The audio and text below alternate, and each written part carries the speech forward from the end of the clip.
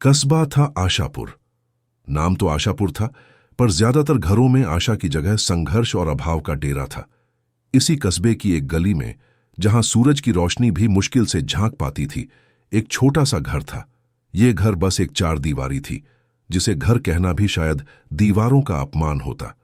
छत टपकती थी, इतनी कि हर मॉनसून में अंदर एक छोटा मोटा तालाब बन जाता था। दीवारें उधड़ी थीं, प्लास्टर कहीं कहीं से झड़ चुका था, और नमी की एक अजीब सी गंध हमेशा वहां छाई रहती थी। बारिश के दिनों में तो रात भर बाल्टी टब बजाते रहते, मानो घर के भीतर ही कोई अजीब सा ऑर्केस्ट्रा चल रहा हो। इसी घर में रहता था रोहित, एक साधारण लड़का जिसकी आंखों में गरीबी की छाप थी, पर साथ ही सपनों की एक चमक भी। रोहित ने बचपन से ही गरीबी को अपनी परछाई की तरह देखा था। खाने में अक्सर दाल चावल होते, और कभी कभी तो दाल भी पानी जैसी लगती थी। कपड़े फटे होते, जूते चप्पल तो दूर की बात थी, और मां के पैर तो अक्सर नंगे ही रहते थे, धूल मिट्टी और छोटे मोटे कांटों से सने हुए। सर्दियों में जब पैरों में दरारें पड़तीं, तो शारदा देवी, रोहित की मां, चुपचाप उन पर तेल लगा लेती, बिना उफ किए। उनकी जिंदगी बस एक अथक संघर्ष थी, जो सुबह से शुरू होकर रात की गहरी नींद तक चलता था। लेकिन इस टूटी फूटी अभावग्रस्त दुनिया में भी मां के चेहरे की मुस्कान कभी फीकी नहीं पड़ी। शारदा देवी का नाम ही शारदा था, मानो सरस्वती का आशीर्वाद लिए हों। उनके चेहरे पर हमेशा एक अजीब सी शांति और एक हल्की सी मुस्कान रहती थी, चाहे हालात कितने भी बुरे क्यों न हों। उनकी आंखों में कभी शिकायत नहीं दिखी, सिर्फ एक अटूट भरोसा था अपने बेटे पर। उन्हें लगता था कि रोहित एक दिन जरूर उनका सहारा बनेगा, उनकी जिंदगी में खुशियां लाएगा।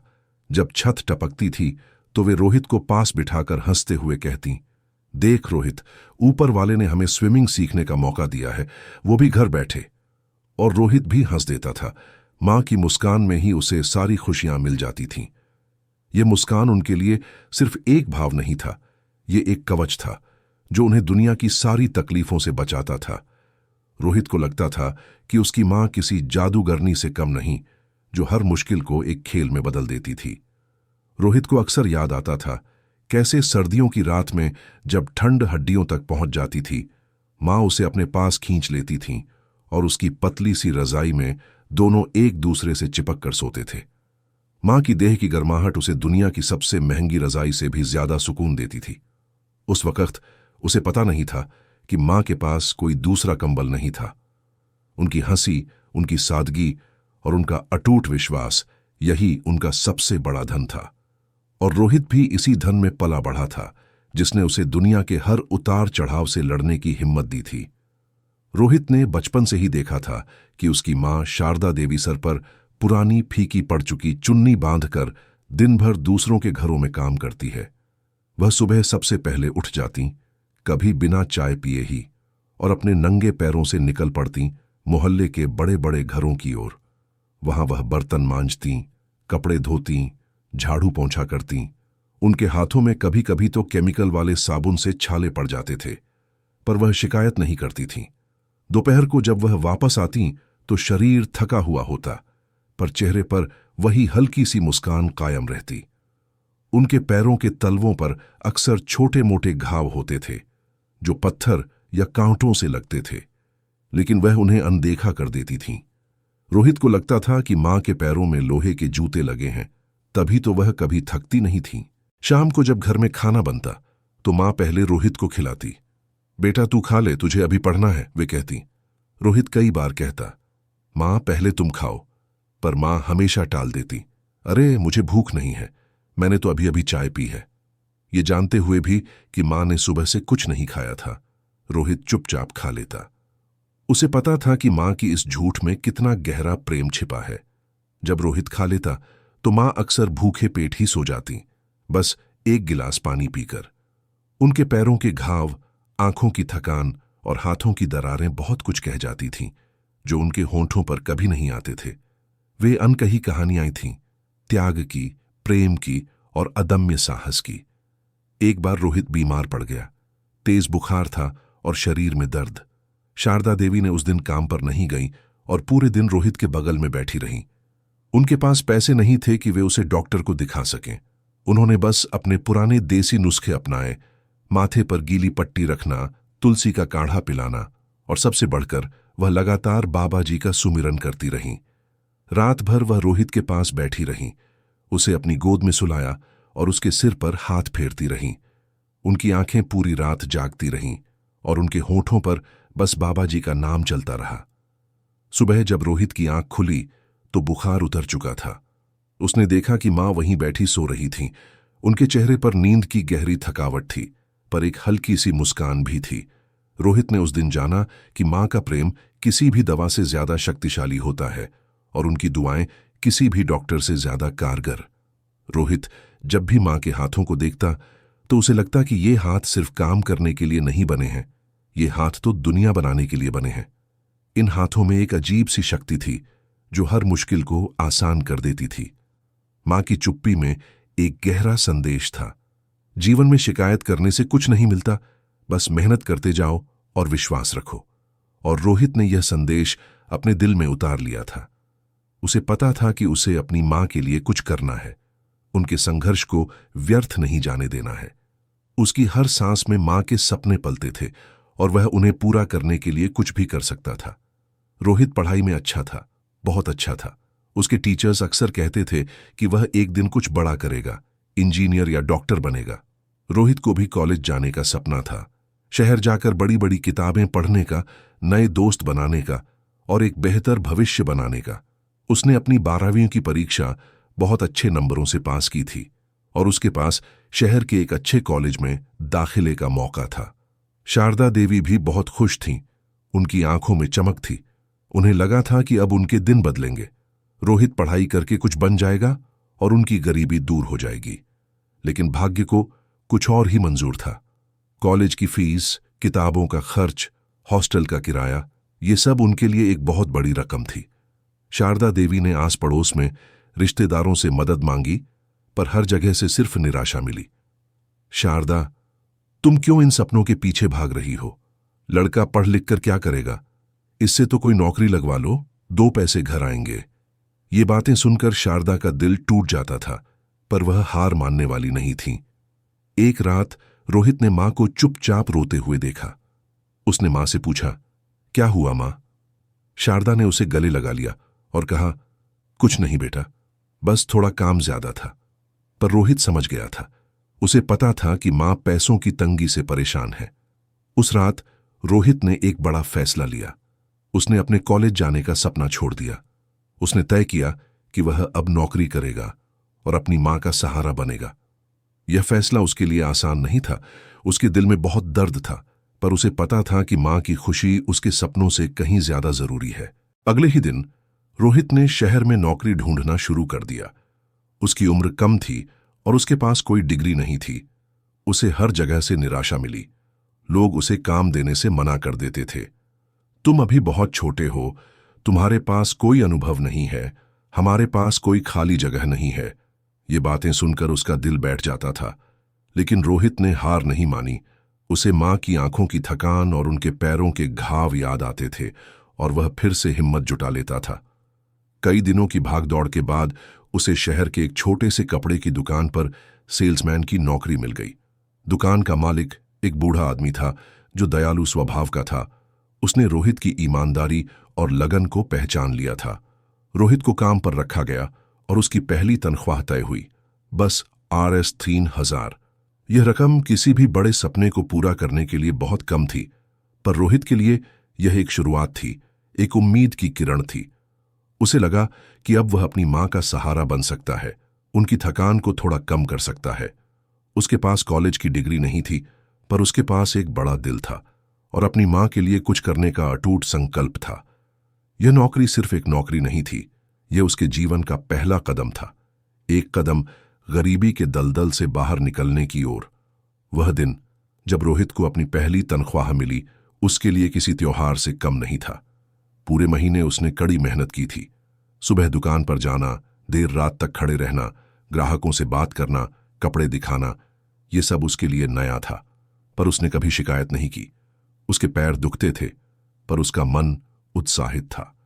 जब दुकान के मालिक ने Rs 3000 के नोट उसके हाथों में रखे तो रोहित की आंखों में चमक आ गई। ये सिर्फ पैसे नहीं थे, ये उसकी मेहनत का फल था, उसके पसीने की कमाई थी और सबसे बढ़कर उसकी मां के सपनों की पहली सीढ़ी थी। वह बहुत खुश था, इतना खुश कि उसे लगा कि वह हवा में उड़ रहा है। बिना एक पल भी गंवाए रोहित भागता हुआ घर पहुंचा। उसे कोई नई चीज खरीदनी नहीं थी, कोई पार्टी करनी नहीं थी। उसके दिमाग में बस एक ही तस्वीर थी, मां की, जो घर पर उसका इंतजार कर रही होंगी। जब वह घर पहुंचा तो देखा कि मां आंगन में बैठी चूल्हे की राख फूंक रही थी। उनके चेहरे पर थकान थी, पर उनके हाथ अभी भी काम कर रहे थे। चूल्हे से धुआं निकल रहा था और मां अपनी सांसों से उसे और तेज करने की कोशिश कर रही थी। रोहित चुपचाप उनके पास गया। मां ने उसे नहीं देखा, वह अपने काम में मग्न थी। रोहित ने अपने जूते उतारे और धीरे से मां के बगल में बैठ गया। उसने अपनी जेब से नए नवेले कुरकुरे नोट निकाले, RS 3000 के नोट। उसके हाथ थोड़े कांप रहे थे। उसने अपनी जेब से नोट निकालकर मां के पैर छूते हुए वहां रख दिए। वह शब्द नहीं बोला, बस अपनी आंखें झुकाकर बैठ गया। उसके दिल में एक अजीब सी शांति थी, एक ऐसी संतुष्टि जो उसने पहले कभी महसूस नहीं की थी। मां ने अपने काम से हाथ रोका और रोहित की ओर देखा। उनकी नजर सबसे पहले उन नोटों पर पड़ी जो उनके पैरों के पास पड़े थे। फिर उनकी आंखें ऊपर उठीं और उन्होंने रोहित की आंखों में देखा। उन आंखों में खुशी थी, गर्व था और एक गहरा प्रेम था। मां की आंखें गीली हो गईं, पर आंसू नहीं गिरे। उन्होंने रोहित की मुट्ठी में अपनी आंखों से आशीर्वाद भर दिया। उन्होंने पैसे उठाने के बजाय रोहित के सिर पर अपना हाथ रखा। वह हाथ जो दिन भर दूसरों के घरों में काम करके थक चुका था, वह हाथ जो कांटों से घायल था। मां ने अपने हाथ की हल्की सी थपकी दी और कहा, तू मेरी सबसे बड़ी कमाई है बेटा। ये पैसे तो आते जाते रहेंगे, पर तू जो है वो अनमोल है। उस दिन रोहित ने सीखा, दौलत सिर्फ पैसे से नहीं आती, बल्कि देने से आती है और चरणों में झुकने से आती है। उसे लगा कि मां के चरणों में झुककर उसने सिर्फ पैसे नहीं रखे थे, उसने अपनी पूरी मेहनत, अपना पूरा प्रेम और अपना पूरा भविष्य रखा था। उस पल उसे एहसास हुआ कि मां का आशीर्वाद दुनिया की किसी भी दौलत से कहीं ज्यादा मूल्यवान है। उसके दिल में एक ऐसी शांति और संतोष भर गया था जो किसी भी भौतिक सुख से कहीं ज्यादा गहरा था। उसे लगा कि उसकी जिंदगी का सबसे पवित्र पल यही था जब उसने अपनी मेहनत को अपनी मां के चरणों में समर्पित किया था। यह घटना सिर्फ एक बेटे द्वारा मां को पैसे देने की नहीं थी, यह एक गहरे आध्यात्मिक बंधन की शुरुआत थी, एक ऐसी शुरुआत जिसने रोहित के जीवन की दिशा बदल दी। उसी क्षण से जैसे रोहित के जीवन की दिशा पूरी तरह बदल गई। मां के चरणों में रखी वह पहली कमाई सिर्फ पैसे नहीं थी, वह एक बीज था जो बाबा जी की कृपा से एक विशाल वटवृक्ष बनने वाला था। रोहित को अब हर काम में एक नया उत्साह मिलता था। दुकान पर वह पहले से भी ज्यादा ईमानदारी और लगन से काम करने लगा। वह ग्राहकों से बहुत विनम्रता से बात करता था, उनकी जरूरतें समझता था और उन्हें संतुष्ट करने के लिए हर संभव प्रयास करता था। मालिक भी उसकी ईमानदारी और मेहनत से बहुत खुश था। बाबा जी की कृपा ऐसी बरसी कि छोटे छोटे मौके उसे मिलते गए। दुकान पर एक नया स्टॉक आया और रोहित ने उसे बहुत अच्छे से बेचा। मालिक ने उसकी बिक्री कौशल को पहचाना और उसे दुकान के बाहर बाजार में जाकर कपड़े बेचने का काम सौंपा। यह एक बड़ी जिम्मेदारी थी, पर रोहित ने इसे एक अवसर के रूप में देखा। वह सुबह जल्दी उठता, बाबा जी का सुमिरन करता और फिर पूरे उत्साह से काम पर निकलता। उसकी मेहनत और ईमानदारी ऐसी थी कि लोग उसे पहचानते थे और उससे ही कपड़े खरीदना पसंद करते थे। कुछ ही वर्षों में रोहित ने उस छोटी सी कपड़े की दुकान पर सेल्समैन से लेकर सुपरवाइजर तक का सफर तय कर लिया। उसकी तनख्वाह भी बढ़ती गई और घर की छत टपकना बंद हो गई थी। दीवारें भी अब उधड़ी हुई नहीं थीं। मां के पैरों में अब चप्पल रहती थी और उनकी आंखों में खुशी की एक नई चमक थी। रोहित ने अपनी मां के लिए एक नई साड़ी खरीदी थी जो उसने अपनी पहली अच्छी तनख्वाह से ली थी। मां ने साड़ी को देखकर मुस्कुराया और उसे गले लगा लिया। लेकिन रोहित का सपना सिर्फ एक सुपरवाइजर बनना नहीं था। उसकी ईमानदारी और काम के प्रति उसकी निष्ठा को देखकर शहर के एक बड़े व्यापारी की नजर उस पर पड़ी। यह व्यापारी कपड़ों के एक बड़े शोरूम का मालिक था और उसे एक ऐसे मैनेजर की जरूरत थी जो ईमानदार और मेहनती हो। उसने रोहित को अपने शोरूम में मैनेजर की नौकरी का प्रस्ताव दिया, जिसमें तनख्वाह बहुत ज्यादा थी और भविष्य में तरक्की के बहुत अवसर थे। रोहित ने यह मौका तुरंत स्वीकार कर लिया। उसे लगा कि यह सब बाबा जी की कृपा से हो रहा है और मां का आशीर्वाद उसके साथ है।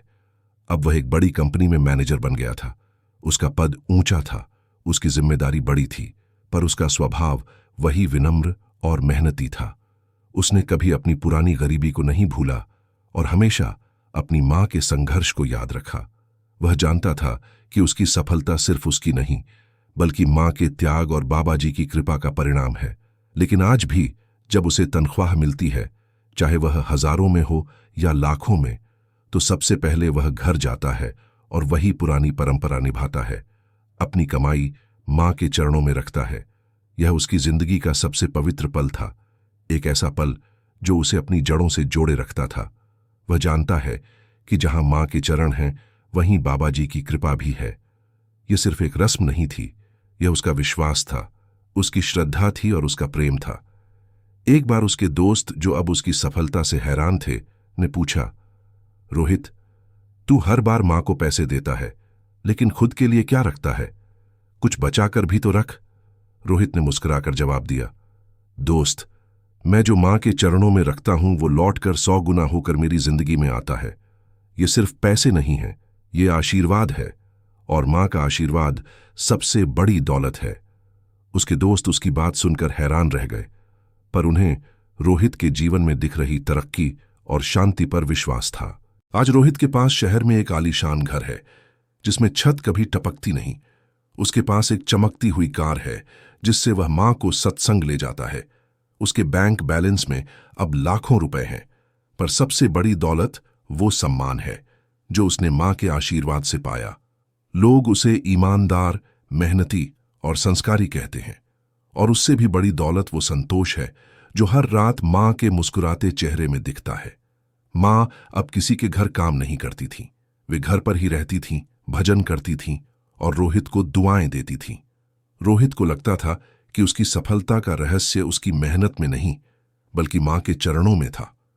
वह जानता था कि मां की दुआएं उसे हर मुश्किल से बचाती है और बाबा जी की कृपा उसे हर कदम पर सहारा देती है। उसने यह भी सीखा कि सच्चा धन पैसे में नहीं होता, बल्कि उन रिश्तों में होता है जिन्हें हम प्यार और सम्मान देते हैं। मां शारदा देवी अब भी उतनी ही शांत और विनम्र थीं जितनी पहले थीं। जब भी कोई उनकी जिंदगी में आए बदलाव के बारे में पूछता, तो वह रोहित की ओर देखकर मुस्कुराती और कहती, मेरा बेटा राजा नहीं बना, लेकिन वो दिलों पर राज करता है। और सच में, जो मां के चरणों को पूजा मानता है, उसे दुनिया का कोई भी ताज छोटा ही लगता है। रोहित को किसी पद या सम्मान की जरूरत नहीं थी, उसे बस अपनी मां का आशीर्वाद और बाबा जी की कृपा चाहिए थी। ये साखी में सबसे बड़ा पाठ यही है, कमाई चाहे छोटी हो या बड़ी, अगर उसका पहला हिस्सा मां के चरणों में जाए तो उसमें वो शक्ति आ जाती है जो लाखों की दौलत से नहीं मिलती।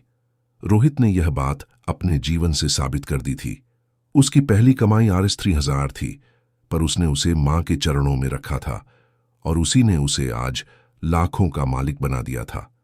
ये सिर्फ पैसे की बात नहीं थी, ये भावना की बात थी, विश्वास की बात थी और समर्पण की बात थी। बाबा जी हमें यही सिखाते हैं, श्रद्धा का मूल्य रुपयों से कहीं बड़ा होता है, और माँ बाप की सेवा में जो सच्चाई होती है वो किसी भी तपस्या से ऊंची मानी जाती है। रोहित ने अपनी माँ की सेवा में कभी कोई कमी नहीं छोड़ी। उसने अपनी माँ को वो सब कुछ दिया जो वह दे सकता था, और बदले में उसे दुनिया की सबसे बड़ी दौलत मिली, माँ का आशीर्वाद और बाबा जी की कृपा। रोहित की कहानी किसी फिल्म जैसी नहीं थी, बल्कि उन लाखों युवाओं के लिए प्रेरणा है जो सोचते हैं कि अमीरी सिर्फ पैसों से आती है। असली अमीरी उस पल आती है जब हम अपनी मेहनत को नम्रता से झुका देते हैं, जब हम अपनी कमाई को अपने माता पिता के चरणों में समर्पित करते हैं। यह एक ऐसा कार्य है जो हमें अहंकार से मुक्त करता है और हमें विनम्रता सिखाता है। रोहित अब सिर्फ एक सफल व्यापारी नहीं था, वह एक जीवित उदाहरण था, एक ऐसी साखी जो लोगों को जीवन का सही अर्थ सिखाती थी।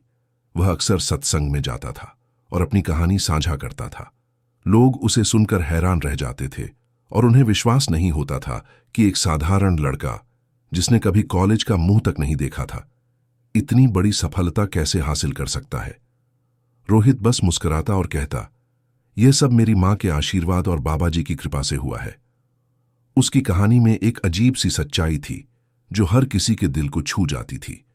उसने दिखा दिया कि सच्चा धन सिर्फ भौतिक नहीं होता, बल्कि आध्यात्मिक भी होता है।